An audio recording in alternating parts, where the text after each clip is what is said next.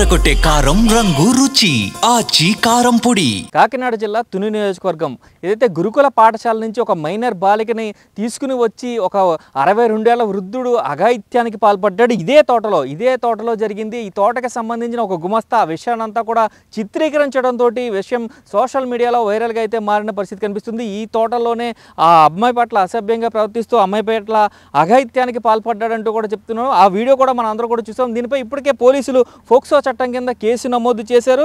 నిందితుడిని ఏదైతే కోర్టుకి తరలించే సమయంలో ఏదైతే బహిర్భూమికి వెళ్ళాలంటూ కూడా అతను కూడా ఆత్మహత్యకి పాల్పడిన సందర్భం చూసాం.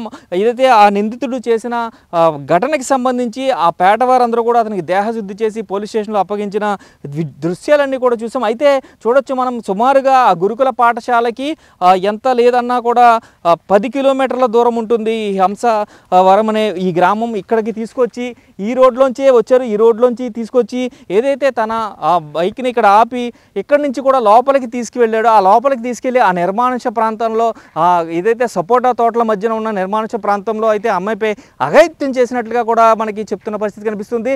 నిలదీసిన ఈ తోటకి సంబంధించిన ఎవరైతే గుమస్తా ఉన్నారో ఆ గుమస్తా అటుగా వెళ్తూ చూసి ఆ పాప కేకలు వేయడం వినడంతో అక్కడ ఆగి అసలు ఏం చేస్తున్నావు, చిన్నపిల్లల్ని తీసుకొచ్చి ఇక్కడ పాడు చేస్తున్నావు అంటూ ప్రశ్నించడం జరిగింది.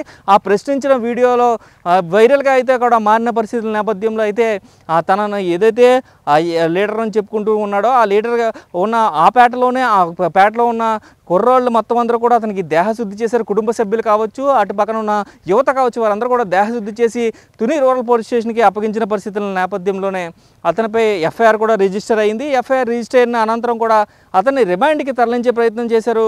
రిమాండ్కి తరలించే ప్రయత్నం మెడికల్ కంప్లీట్ చేసుకున్న తర్వాత ఏదైతే మెజిస్ట్రేట్ దగ్గరికి తీసుకువెళ్ళే సమయంలో నేను బహిర్భూమికి వెళ్తానంటూ కూడా కోమటి చెరువు దగ్గర అతను బహిర్భూమికి వెళ్ళడానికి ప్రయత్నించాడని చెప్తున్నారు. ఆ సమయంలో ఎక్కువగా వర్షం పడడంతో పోలీసులు కూడా దూరంగా ఉన్నారని చెప్తున్నారు. అయితే ఇలాంటి ఘటనకి పాల్పడిన వ్యక్తి అతనే సిగ్గుపడ్డాడో లేదంటే మనస్తాపానికి గురయ్యాడో తెలియదు కానీ ఆత్మహత్య చేసుకున్నాడు, ఆ చెరువులో దూకేశాడని కూడా చెప్తున్న పరిస్థితి కనిపిస్తుంది. అతని మృతదేహం కూడా లభించింది. అయితే పూర్తిగా చూసుకున్నట్లయితే ఇలాంటి అమానుష ఘటనలు సంబంధించి ఇక్కడ ఈ ప్రాంతంలో జరిగింది. ఎప్పుడు ఈ ప్రాంతంలో ఎప్పుడు ఇటువంటి ఘటనలు జరగలేదని చెప్తున్నారు. అదేవిధంగా గురుకుల పాఠశాల నుంచి కూడా ఆ టీచర్స్ ఎవరైతే తాత వయసు ఉన్న వ్యక్తి కాబట్టి తాత అని పాప చెప్తుంది కాబట్టి మేము పంపించామని చెప్తున్నారు. దీనిపై పూర్తి స్థాయి నివేదిక కావాలంటూ కూడా ఇకపై గురుకుల పాఠశాల కావచ్చు, సాంఘిక సంక్షేమ పాఠశాలలు కావచ్చు, హాస్టల్స్ కావచ్చు, దీనిపై పటిష్టమైన నిఘా ఉంచాలంటూ కూడా ఇప్పటికే విద్యాశాఖ మంత్రి లోకేష్ కూడా స్పందించిన పరిస్థితి కనిపించిన నేపథ్యంలో చూడొచ్చు మనం కంప్లీట్గా దీని మీద ఒక పర్యవేక్షణ ఉండాలి. ఎందుకంటే పిల్లల్ని దూరంగా తల్లిదండ్రులకు దూరంగా ఉంటారు కాబట్టి కఠినమైన ఏదైతే ప్రొటెక్షన్ అంతా కూడా అక్కడ ఉండాలి. ఎవరు కూడా బయట వ్యక్తులు లోపల రావడం కానీ లోపల వ్యక్తులు బయటికి వెళ్ళాలన్నా కూడా ఖచ్చితమైన పర్మిషన్స్ ఉండే విధంగా అయితే ఒక ప్రణాళికని సిద్ధం చేస్తున్నట్టుగా కూడా సమాచారం ఉంటుంది. దీనిపైన ఏదేమైనప్పటికీ కూడా రాష్ట్ర ప్రభుత్వం కూడా స్పందించింది.